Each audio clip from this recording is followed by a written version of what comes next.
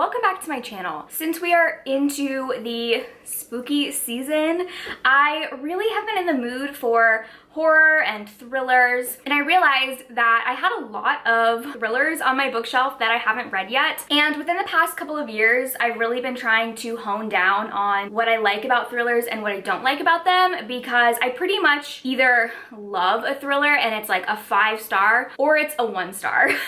And I would say the majority of the ones that I've read have been like 1 or 2 stars, and I really haven't liked.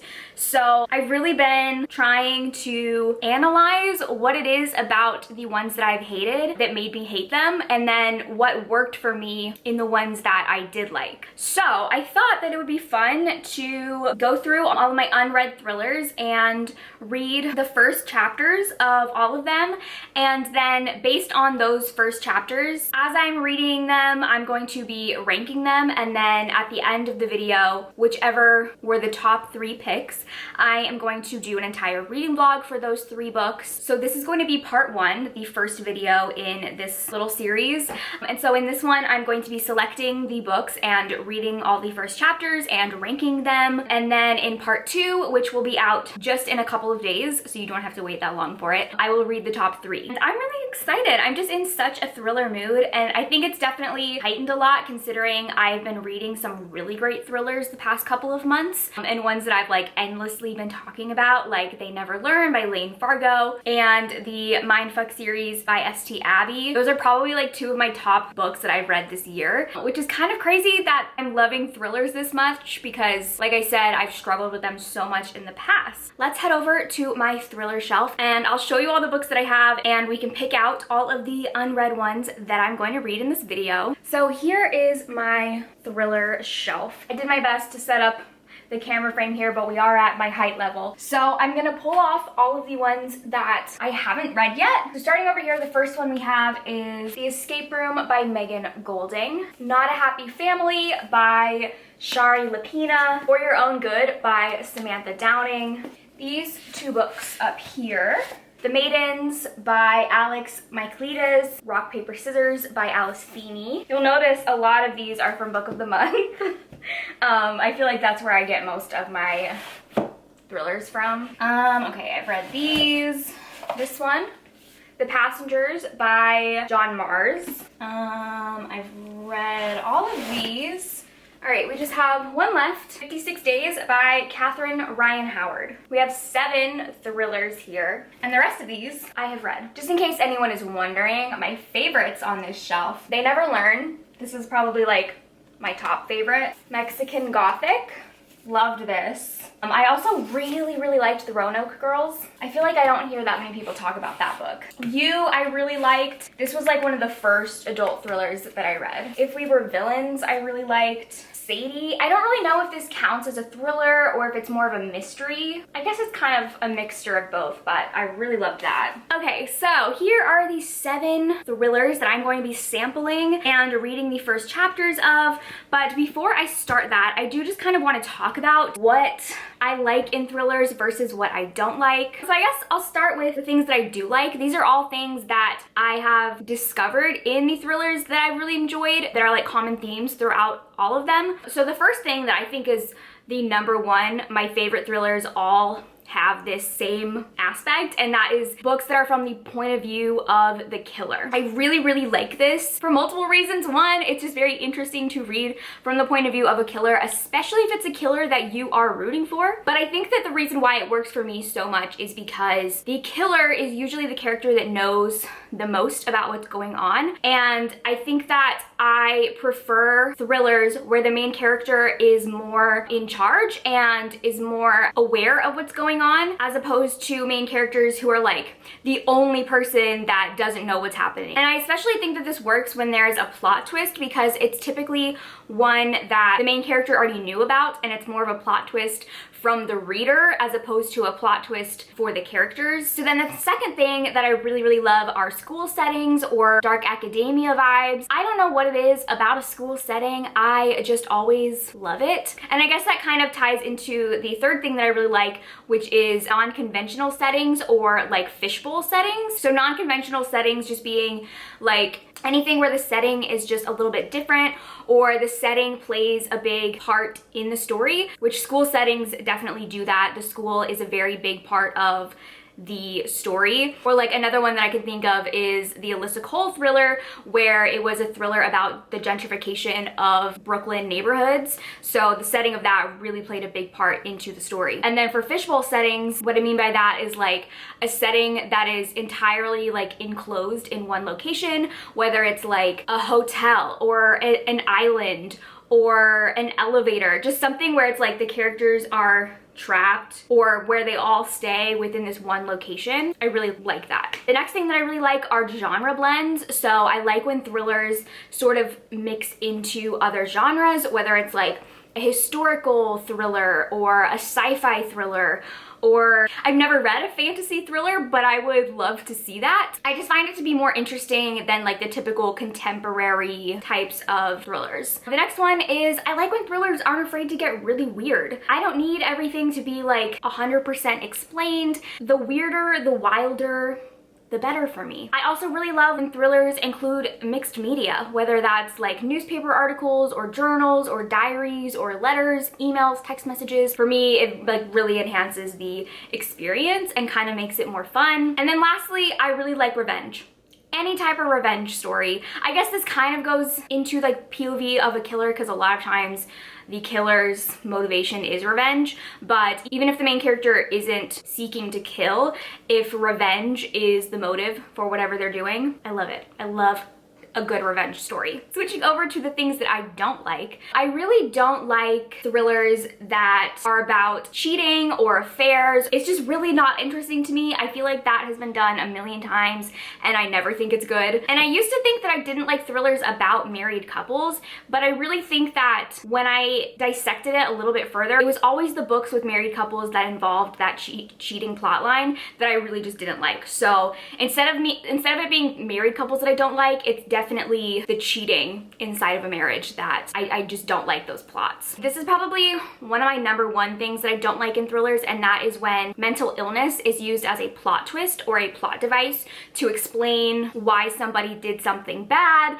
or why somebody is unreliable. I've read it a bunch of times. I hate it every single time. It is never handled well. That's not to say that I don't think mental illness has a place in thrillers, because they definitely do, but often I don't think that the authors handle it well, and I really, really do not like when it is a plot twist. And similarly to that, I hate it when the main character is an unreliable narrator due to a substance abuse, whether they're an alcoholic or they're a drug addict. I've read a bunch of books where that is the case, where, you know, the main character is like blacking out, or there's holes in their memories because of their substance abuse. And again, similarly with the mental illness, I just don't think it's handled well in most cases. And addiction is like a really serious issue that's often glossed over for plot convenience. And then lastly, I really don't like when the main character is the only person in a story that doesn't know what's going on. I much prefer to have a main character who's kind of in the mix of things, or at least maybe like a group of characters who are all sort of in the same boat of not understanding. But when it's only the main character who's in the dark, I just don't like that. So all of these books are ones that I believe have things that I just said that I liked. Obviously can't really know if they have any of the things that I said I don't like, but from what I know, 56 Days, this is, I think, gonna be like a fishbowl setting, because this is about a couple quarantining during COVID. The Passengers is a genre blend. It is a sci-fi thriller. Rock, Paper, Scissors has a unconventional setting. It takes place, I think, like in a cabin in Scotland. The Maidens and For Your Own Good are both dark academia school settings, and I think For Your Own Good could possibly be from the POV of a killer. And then lastly, The Escape Room, which has the fishbowl setting. I'm going to read the first chapter of all of these books, and I'm going to rank them. If I had to rank them right now, based on like my initial impressions of these, I feel like the two that I think I would like the most are The Passengers and For Your Own Good. After that, I think maybe 56 Days, maybe then Rock, Paper, Scissors, The Maidens, Not a Happy Family, and then The escape room, I don't know. These three right here, I feel like could all be interchangeable. These two I'm very confident about, so I'm going to be very interested to see where they fall. And then 56 Days and Rock, Paper, Scissors. I've just heard more great things about these than the other three. But we'll see. I'm gonna spend today reading the first chapters of all of these. I'm gonna rank them as I go, and we're gonna see which end up being the top three. So the first book I am going to read is 56 Days. So what intrigued me about this book is that it is a thriller that takes place during COVID, follows a couple who met right at the start of quarantining, and they decided to move in together and quarantine together. And then 56 days later, detectives arrive at the apartment and find a dead body inside. So like I said, I believe that this is going to have that fishbowl setting that I really enjoy. You know what? I think that this is going to be the first COVID book that I have ever read. I haven't been interested in a lot of them just because, like, who wants to read about COVID right now, honestly? But the premise of this just sounds so intriguing. And like I said, I've heard very good things about it. So I am going to read the first chapter, which is only 5 pages. Hopefully that is enough to give me a little taste of what this book is. Okay, so very quick chapter that I found so relatable. Basically, in this first chapter, we're not even really introduced to any characters. It's more just setting the stage of this apartment complex in Dublin. A fire alarm goes off and there's police gathered outside, and it's kind of just building the setting of what's happening. But what I found so relatable is it talking about how people, people who live in apartments, it says like residents are used to living above, below, and beside other people's entire lives while pretending to be utterly unaware of them. Even in the last few weeks, when we've all been at home all day, every day, they studiously avoided acknowledging each other when they take to the outside spaces. And I'm just like, that is so relatable. That is so relatable to apartment life. Everyone becomes very aware that something is going on because the police are approaching, and so it says they're told to go back inside, but everyone is just kind of like standing on their balcony, like wanting to observe what's happening. It totally reminds me of last month at my apartment complex, literally 2 feet outside of my bedroom window, this window right here, 2 feet outside of this window, a woman was tased, tackled, and arrested. And I remember watching it. I was literally sitting here in my bed. I opened the blinds and I watched it. I was watching the whole thing, and then I was looking around at all the buildings in this courtyard. Almost every single apartment, somebody was like on their balcony, or I could see somebody in a window. Like everyone was watching just in the safety of their own apartment. And I was just like, this is so weird that we're all doing this, and I'm not gonna stop watching because I had to know what was going to happen. This chapter was super relatable and just super interesting. I liked it. I'm intrigued. It gave like a taste without giving too much. Didn't even meet the couple yet that this book is about, but I'm intrigued. So this is the only book that I read so far, so it is currently in first place of the ranking.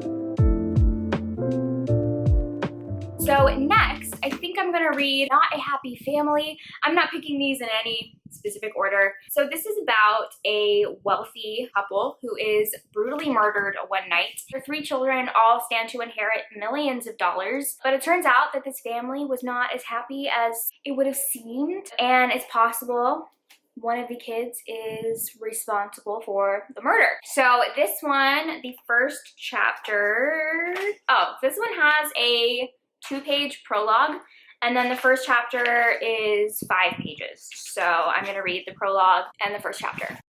All right, the prologue and the first chapter of this are completed. Basically, in the prologue, we find the parent murdered in their home, and in the first chapter flashes to 24 hours earlier, and we meet their 3 kids, and they're all on their way to their parents' house for Easter, and each of them has different feelings about going home. Some of them are dreading it, some of them are really looking forward to it, and I think that what I read wasn't really enough to intrigue me, so it's going to go underneath 56 days. There just wasn't enough in those pages, I think, to interest me yet.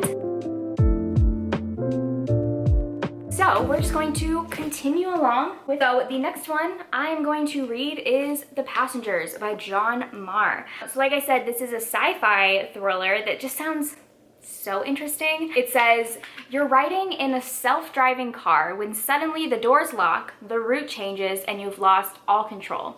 Then a mysterious voice tells you, you are going to die. The first chapter is 9 pages.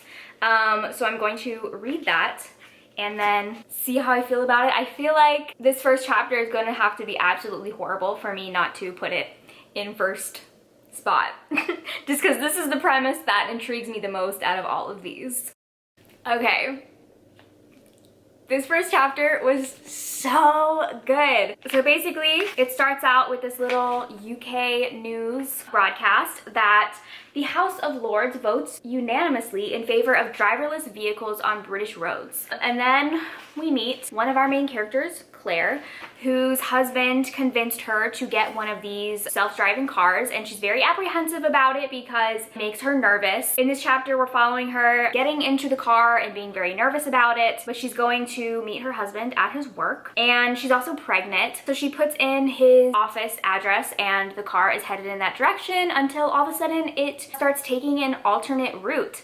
And she tries to unlock the doors and get out, but they won't open. She tries to wave people down from the windows, but the privacy screen goes up so no one can see into the windows anymore. And then a man's voice comes over the speaker and says, "From here on in, I am in charge of your destination. The only thing you need to know at this point is that 2 hours and 30 minutes from now, it is highly likely that you will be dead." Nightmare inducing. So this one is definitely going to the top of the stack, like I predicted. Like, I want to keep reading this book right now.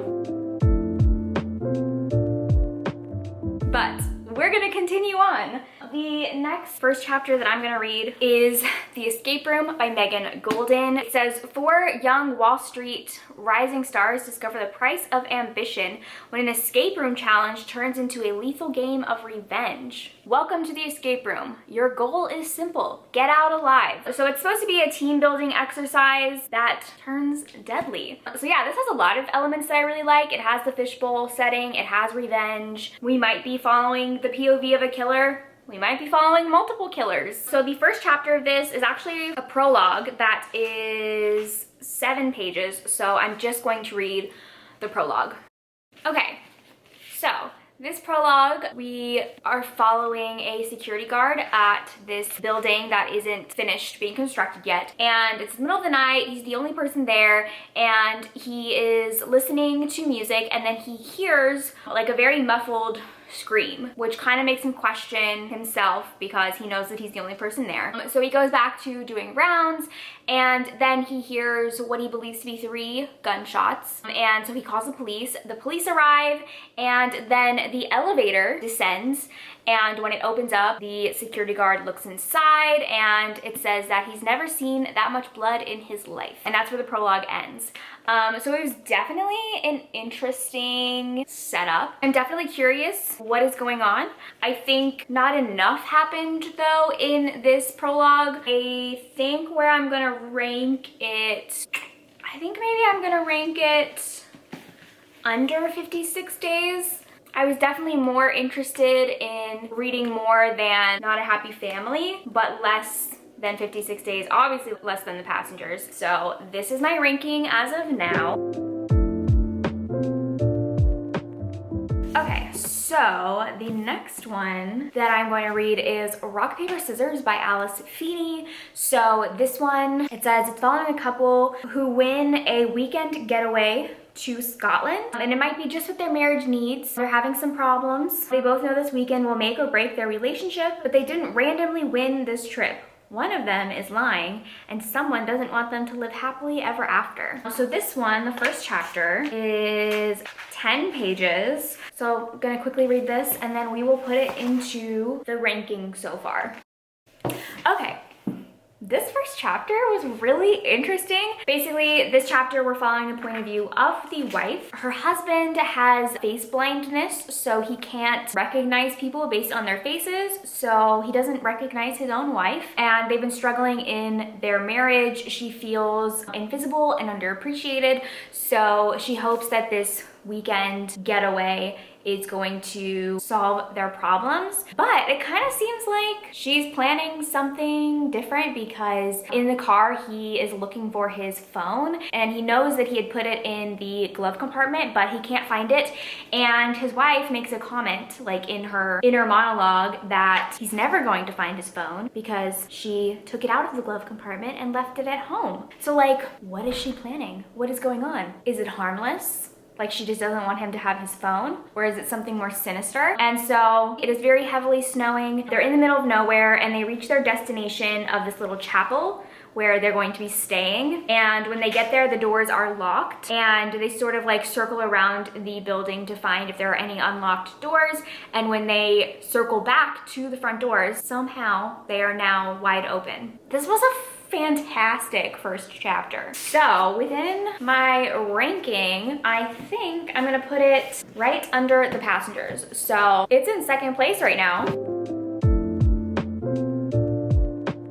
So the next one that I'm going to read is The Maidens by Alex Michaelides. So this one is like dark academia. It is a spellbinding tale of psychological suspense weaving together Greek mythology, murder, and obsession. It's about a woman who becomes fixated on this secret society called the Maidens after one of their members, who was a friend of hers, is found murdered, and she believes that she knows exactly who the murderer is, and that is a professor at the university. So she goes to investigate the group and the professor. It has a 1-page prologue, and then the first chapter is 3 pages. Okay, so this one, I really liked the first page prologue. It starts with Edward Fosca was a murderer. That was a fact. Then it ends with, in her mind, she would go back to the very beginning and remember it all, every single detail, and she would catch him. So then we meet the main character, Mariana, and she is dealing with grief. Somebody that she loved, it seems like either her boyfriend or her husband or fiance, somebody she was in a relationship with, died, and she's struggling, holding on to all of his belongings and slipping into depression. At the end of the chapter, she gets a phone call from a friend, and the chapter ends with, that was how the nightmare began. So I think that there were elements of this first couple pages that I liked, but I don't think it necessarily captured me as much as some of these other books. I'm definitely intrigued, but I don't know. I think maybe I'm gonna put it under 56 days right there, or maybe above 56 days. It's kind of like, oh, I don't know. These two are just like, Okay, I'm actually gonna put it above 56 days. I don't know. When I finish the last book, I'm gonna reassess the ranking, but I think I'll put it there. And then the last book, For Your Own Good by Samantha Downing. So this follows a teacher at a prestigious academy. It says, a bold, sneaky thriller set at a prestigious private school, complete with interfering parents, overeager students, and one teacher who just wants to teach them all a lesson. So this one, the first chapter is 7 pages. Okay, so this first chapter was really good as well. The voice of the main character, Teddy, who is a teacher at this academy, his inner voice, or like his voice really reminds me of Joe from You by Caroline Kepnes, just like in his disdain for people. In the first chapter, he's having a parent-teacher conference with one of his students' fathers, who is not so subtly requesting that Teddy changes the kid's grade on a paper from a B to an A. The first sentence is, entitlement has a particular stench, pungent, bitter, almost brutal. And you can definitely in this chapter feel Teddy's sort of like hatred for these like very pretentious, elitist people who think that they can sort of get whatever they want. At the end of the chapter, he says, Zach, who's the student, is a smug little bastard who has no appreciation for anything or anyone except himself. That's why he didn't get an A. His paper was good, damn good in fact. If Zach were a better person, he would have received a better grade. So I really enjoyed this. I'm loving the point of view of this main character. So I think it's gonna go right under The Passengers. here is my final ranking. I don't really think I need to reassess. This feels kind of right to me. And comparing it to my predictions of my ranking, my top two I was absolutely spot on about. These two I feel like just had to have been terrible first chapters for me to rank them any lower, because these are the premises that I am the most interested in. I definitely think the surprising one was rock, paper, scissors. I think I had this fourth in my predictions, but I'm very surprised about this one. The first chapter was great. Then the Maidens, I think, ranked a lot higher than I had it in my predictions. 56 days? I don't know if it's because it's the first one that I read, so it just like kept getting lower and lower in the ranking, but it definitely didn't rank as high as I thought it was going to. And then I think Escape Room and Not a Happy Family are same spots, or I think they were switched in my predictions. But honestly, I feel like these could be like interchangeable. They were just like not very good first chapters. So these are the top three. So these are the three books that I'm going to be reading in a reading vlog for part 2 that will be up in a couple days. I'm really excited by these three. I feel like these are all three books that are so different from each other. We have a sci-fi thriller, a dark academia, and like a married couple in turmoil. They could not be more different, and I'm really excited about all of them. So definitely stay tuned for part 2, which like I said will be up in a couple of days, so you will not have to wait long to hear about my thoughts on these three books and if the rest of the books are just as good as their first chapters. So thank you guys for watching, and I will see you in my next video. Bye!